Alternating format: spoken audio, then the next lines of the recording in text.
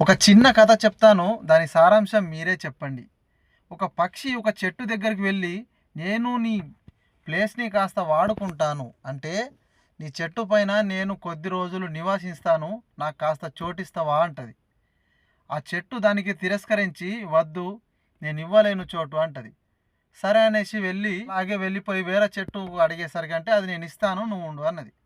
అలా కొద్ది రోజులు సాగేసరికి కొద్ది రోజుల తర్వాత పెద్ద తుఫానొచ్చి ఆ చెట్టన్నది కొట్టుకపోతా ఉంటది. అప్పుడు అంటది, "నా శాపనే తాకింది నీకు. అందుకే నువ్వు ఇలా కొట్టుకుపోతున్నావు" అంటది. కానీ నిజానికక్కడ అది కాదన్నది ఎందుకోసమో అంటే, నేను ముందే చెట్టు పడిపోయేలా ఉన్నాను. నా వేర్లు అంతంత మాత్రానే పైన పైన ఉన్నాయి. నేను ఖచ్చితంగా పడిపోగలుగుతాను. నేనే ఖరాబ్ అవ్వడం గాకుండా నిన్ను కూడా నాశనం చేసేలా నా పాపం నాకెందుకని నేను వద్దన్నాను.